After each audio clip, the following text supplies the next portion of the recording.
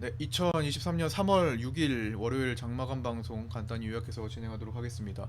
자, 오늘은 좀 2차 전지에 좀 극단적인 관계 장이 추가적으로 연출이 됐습니다. 에코프로 BM과 에코프로 HN.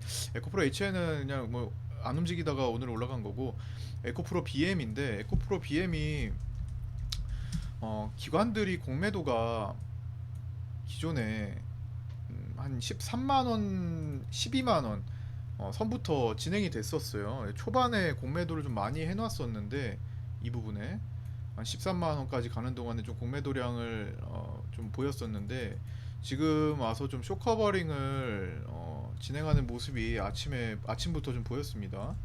아침에 이제 카톡방과 장중 방송을 통해서 계속 언급을 드렸는데 그러면서 막판에는 어, 쇼커버링을 좀 중단하는 모습도 같이 보였어요. 그러니까 기관들도 모두가 다 같은 기관들이 아니기 때문에 누적으로 나중에 살펴보면은 조금 이상한 수급 현황이 나타날 수가 있어요. 그래서 기관들이 지금 보면은 최종적으로 매도로 마감을 했습니다. 그러니까 오전에 보였던 상황하고는 좀 뒤바뀌어져 있어요. 쇼커버링을 계속 무작정 했으면은 계속 끌어올라가면서 어느 정도 그게 만료가 되면은 이제 다 풀어지는 그런 효과가 나타나는데 지금 기관들도 나름 가지고 있는 물량들이 이미 있기 때문에 그러니까 반드시 모두 다 이제 숏 포지션만 가지고 있는 공매도 포지션만 가지고 있는 것이 아니라 기존에 많이 갖고 있을 거 아니에요 현물들을 마지막에는 좀 차익 실현을 하면서 끝났습니다. 한 40만 주 가까이 기관들이 매도한 것으로 지금 최종적으로 나타났어요. 오전이랑 좀 뒤바뀌어 있죠. 그러면서 이제 개인들이 한 90만 주 가까이 땡겨 놓는 모습인데 그러면서 공매도가 거의 100만 주가 나왔습니다. 오늘 추가적으로 위에서. 그러니까 오전과 오후의 분위기가 좀 달라졌어요. 이런 것들을 하니 최근에 이제 개인들이 따라 들어가는 모습들이 더 많이 나오고 있거든요. 그래서 어, 좀 약간 예전에 삼성전자 9만 원 넘어가던 시절에 동학 개미 운동으로 수급 개인들 매수 잡혔던 그 시절 그런 흐름을 보는 느낌이 강하거든요. 이때죠. 삼성전자가 보였던 이 광적인 흐름 동학 개미 운동 이때 이 삼성전자 시총이랑 에코프로비엠의 시총이랑은 비교할 수준이 아니기 때문에 얘가 훨씬 더 많이 간 거예요. 따지고 보면 시총 자체로 놓고 볼 때는 어쨌든 그때처럼 개인들의 수급으로 만들어지는 모습들이 좀 보이는 것 같아서 조금 이제 경계를 해 나가고 있어야 될 것 같습니다.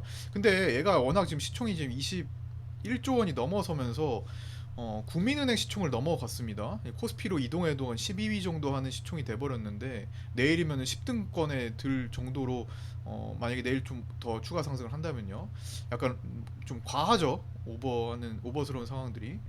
그래서 이게 만약에 개인들의 매수가 위에서 잡히면서 개인들의 힘으로 어느 정도 개인들의 힘으로 사실 올라간다는 것 자체가 말이 어색한 거예요. 개인들은 그런 힘이 없는데 나머지가 차익 실현을 진하게 해주면서 그냥 개인들 매수하게 놔둔 거일 수도 있습니다. 어쨌든 뭐 그런 형태로 고점에다가 개인들을 묶어두고 흘러내리기 시작한다면 코스닥에서 시총이 많이 빠지겠죠. 얘가 21조 원짜리고 나머지 2차 전지들이 같이 빠지게 된다면은 대략적으로 뭐 30조 정도가 움직일 수 있는데 30조 이상이 뭐 거기서 10%만 빠져도 3조 원이 빠지면서 코스닥이 툭툭 크게 밀릴 수가 있단 말이죠.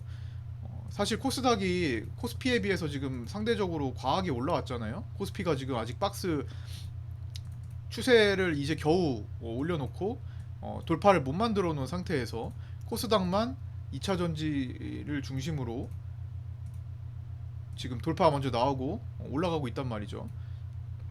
그래서 키 맞추기가 돼야 될 거라고 보여지는데 한 국가의 두 증시는 완전히 다른 길을 갈 수가 없습니다. 그래서 코스닥이 멈춰서 코스피를 기다리든 코스피 올라오는 걸 기다리든 아니면 코스닥이 내려오면서 코스피의 위치를 맞춰주든 둘 중에 하나가 앞으로 나타날 건데 뭐 가급적이면 코스피가 올라가는 쪽이 좋겠죠. 아무래도 뭐 그걸 기대하고 있기도 하고 그러면 코스닥이 어느 정도 시총이 받쳐줘야 돼요.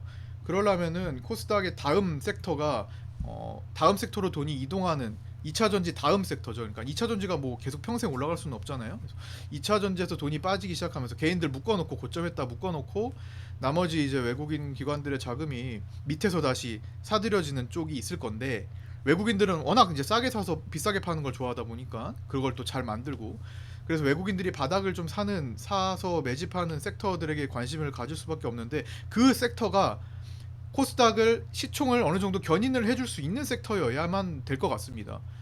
어, 즉 커버가 되려면 코스닥에서는 바이오, 제약이 가장 유력할 수밖에 없고요. 그게 가장 효과가 좋을 거고, 그게 아니더라도 코스피와 함께 반도체 쪽, 전통 반도체 쪽에서 커버가 돼야 이게 어느 정도 위치를 유지할 수 있지 않을까. 그렇지 않으면은 너무 코스닥의 급격한 움직임이 나올 수가 있어요.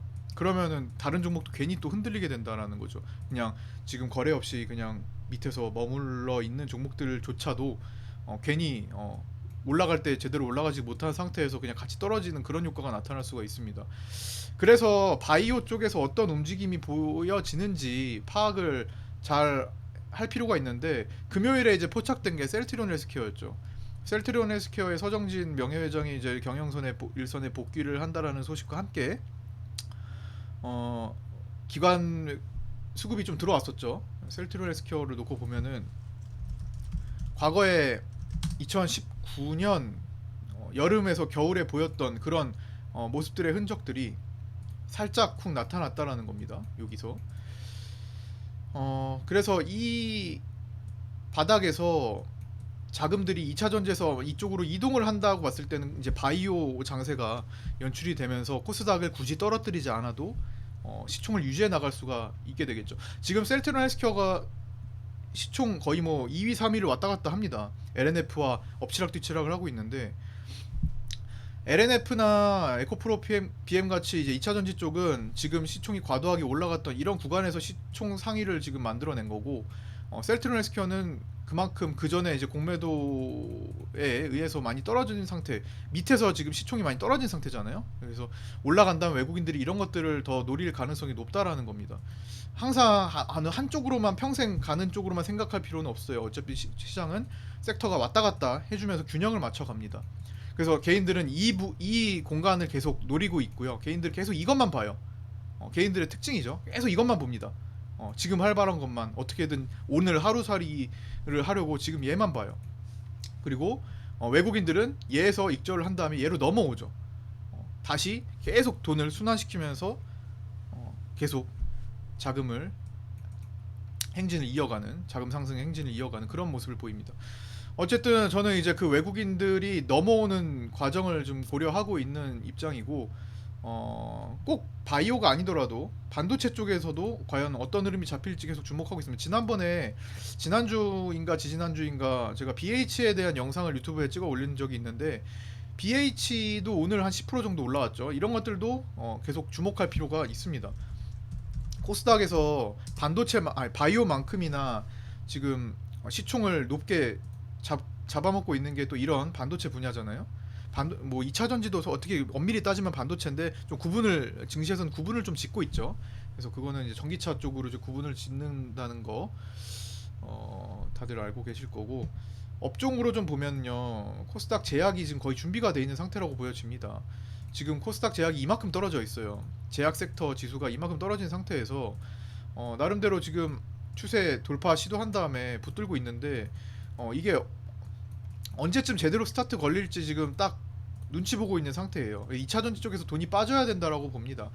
안 그래도 지금 증시 예탁금이 많이 줄어들어 있는 상태에서 증시의 유동성이 어느 정도 과거 20년도와 다르게 한정적인 상태가 돼버렸고, 그때와 비교하자면 지금 적지 않는 상태긴 하지만 어쨌든 그 돈들이 한정적인 상태에서 한쪽으로만 쏠리기만 하면 답이 안 나와요. 그래서 어느 정도 균형 있는 좀 시장 성장이 좀 이루어지기를 저도 간절히 바라고 있습니다. 그래서 그쪽을 올해 핵심 화두라고 삼고 지금 준비하고 있고, 올해 아직 1분기도 지나지 않았습니다.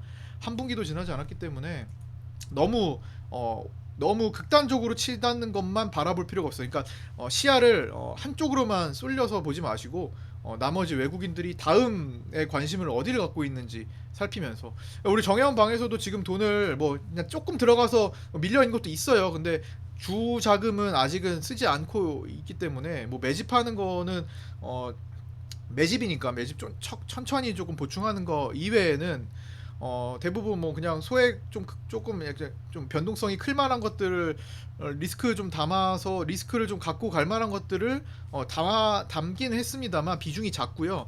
메인 비중은 이제 좀 기다려 봐야겠죠. 메인 비중은 나스닥 왜 이렇게 흔들어 또 지금 시간 4시 넘어가니까 메인 자금은 조금 대기했다가 어느 정도 시장이 만기일도 좀 지나고 내만여의 날 좀 지나고 나서 방향성 좀 잡히고 나서 쓰는 게 좋지 않을까. 일정을 봐서도요. 일정을 보더라도 너무 중대한 일정들이 지금 쏠려 있어요. 현재 당장 이제 화요일 수요일 미국 시간으로 화요일 수요일 파월 청문회 이게 너무 지금 중요할 것 같은데 어, 저기 지난주에 미국 증시가 하방으로 밀다가 갑자기 지금 상승 전환을 시도했잖아요. 그래서 이틀 동안에 급격히 끌어올린 모습이 있었는데 그러면서 저항 돌파 아직 저항 돌파는 만들지 못했습니다. 이 추세 완벽한 이 하락 추세는 돌파 안착을 못했어요. 이 과정이 과연 나올 것인가? 이 일정을 지나가면서 추세 돌파에 성공을 할 것인가? 아니면 다시 재차 밀릴 것인가는 이 과정 동안에 나타날 겁니다. 일단 1차적으로 직면한 게 이제 파월 청문회고 지난주에 라팔 보스틱 연은 총재가 갑자기 깜짝 등장하면서 시장 이틀 동안 상승을 유발했는데 파월이 그거를 같은 방향으로 진행을 시켜줄지 아니면 다시 무너뜨리는 역할을 할지 모르잖아요. 물론 지금 가능성으로는 그래도 물가가 좀 잡혔다라는 인식이 있기 때문에 그리고 뭐 채권 금리도 많이 안정화됐고 뭐 이런 상황 속에서 우리 뭐 외환 시장도 조금 안정화가 되고 시도하는 그런 상황이잖아요. 그렇기 때문에 이 추세를 유지해 나갈 거라고 보는 견해가 더 많긴 합니다만 모르는 일이에요. 어, 너무 중대한 일정들이 지나가면서 어떻게 변할지 모릅니다. 그래서 이 과정들을 좀 지나가는 과정을 좀 살펴야 될 것 같습니다. 방향성이 좀 뚜렷하게 나와야지 지금 이렇게 올라갔다고 해서 이제 상방이다라고 보기는 아직은 조금 미흡해요. 우리나라 시장만 봤을 때도 뭐 지금 당장 오늘 수급 분석을 말씀드리자면 외국인들이 마지막에 선물 매도로 좀 매수를 줄였습니다. 3천억까지 사다가 막판에 좀 던졌는데 이거는 이제 남은 만기가 얼마 남지 않아서 이제 청산하는 거 미결제 약정 추이를 보면 많이 줄어들었죠. 막판에 한 8천 계약 정도 청산이 들어갔는데 뭐 그것도 포함해서 움직인 거고 외국인들이 지금 6월물을 공략하고 있어요. 실제로 오늘 선물 매수가 일어나고 있지만 오늘 당일 기준으로 봤을 때는 선물을 매도 포지션 잡았습니다. 즉 오늘 매수를 하고 있지만 실질적으로는 매수가 6월물에 집중이 된 경우가 많고 3월물은 다 청산이었다. 이렇게 보여지고요. 매도 방향을 청산하든 매수 방향을 청산하든 6월물로 이제 이동하는 시기가 됐다라는 거죠. 그래서 선물에 대해서는 사실 3월물이 뚜렷하지가 않아서 저는 6월로 넘어가야 된다 생각하고 남은 것도 이제 롤오버를 한다라고 일단 보고 있어요. 그래서 옵션이 더 중요해졌는데 옵션은 지속적으로 콜 매도입니다. 외국인들이 320에서 322.5 사이에다가 콜 매도를 깔아두고 있습니다. 이게 많게는 325까지 이게 중간에 이제 남은 3거래일 동안 청산이 되지 않는다면은 벽이에요. 이게 굉장한 벽입니다. 지금 우리 선물지수 3월물 보더라도 제가 지금 여기에다가 지금 라인을 그어뒀잖아요. 이거 넘어가서 완벽하게 안착되면서 콜 매도가 줄어들어야 만기까지 그래도 무난하게 상승할 수 있겠다라고 볼 수 있는 건데 아직은 그게 완성이 되지 않았습니다. 제가 지난주에 이번 주에는 한 방향으로 굉장히 변동성이 생길 수 있다라고 말씀을 드렸는데 일단은 상방으로 자리 잡았어요. 일단은 미국 증시 효과로 일단은 보기에 불편한 모습은 아닙니다만 글쎄요. 이번 주에 다시 뒤집어질 수도 있다라고 생각을 하면서 가야 될 것 같습니다. 여전히 종합 포지션 자체로는 굉장히 하루 종일 하루하루에 왔다 갔다 하는 상태예요. 굉장히 취약합니다. 어느 날은 외국인들이 상방, 그러니까 오늘 같은 날 지난주까지만 해도 외국인들이 상방 위에 보였다가 오늘 장중에 또 살펴보니까 옵션에 또 그렇지도 않아요. 지금 외국인들이 오늘만 콜매도에 집중한 모습만 보더라도 좀 또 상승 베팅의 힘을 좀 줄인 것도 있고 막판까지 끝까지 모르는 상황이 연출될 것 같습니다. 다만 다만 미국 증시가 파월 청문회를 지나면서 상방 돌파가 만들어 준다면 우리 돌파가 나오고 돌파가 나오면요 콜매도가 청산되면 빠르게 올라갈 수 있을 거예요. 빠르게 올라갈 수 있으니까 지난주에 말씀드렸던 내용이 유지될 수 있을 거라고 봅니다. 저도 상방으로 자리를 강하게 잡기를 바라면서 남은 화요일, 수요일, 목요일 잘 지켜봐야 될 것 같습니다. 내마녀의 날 끝까지 몰라요. 그렇기 때문에 내마녀의 날이라는 별명이 붙은 겁니다. 내 마녀가 어디로 튈지 모르고 어떻게 춤을 출지 모른다고 해서 붙은 별명이잖아요. 마지막까지 변동성에 주목하면서 모든 변동성이 어느 정도 일단락된 다음에 그리고 코스닥 쪽에서 2차 전지가 어느 정도 좀 광기의 파동이 좀 마무리된 다음에 우리는 그 다음을 준비를 해 나가야 될 것 같고요. 너무 추격 매수에 혈안이 되지 마시고 어차피 개인들 유도하는 거라고 보이니까 다음 넥스트 플레이를 좀 준비하시면서 외국인들이 무슨 종목의 바닥을 사 나가는지를 살펴보시면 올해 중장기적으로 봤을 때 올해 실패가 없지 않을까 생각됩니다. 오늘 상반기에만 너무 개인들만 딱 보이는 그쪽에만 너무 혈안이 되지 않으시기를 바랍니다. 물론 단기적인 트레이딩은 뭐 그쪽이 유리한 거는 사실이에요. 하지만 지금 단기를 하지 않으시는 분들에 대해서 말씀을 드리는 겁니다. 중장기 스윙 포지션을 가지고 가시는 분들은 좀 앞으로 갈 섹터에 더 관심을 가져야 될 것 같습니다. 자, 뭐 카톡방에 입장해 계시면요, 지금 현재 시장 흘러가는 분위기를 그래도 어느 정도는 파악하실 수 있을 거고요. 물론 정혜원방보다는 좀 디테일함이 좀 적긴 하지만 어쨌든 기본적으로 정보 공유 카톡방 없으신 분들은 연락 주시면 안내해 드릴 거고요.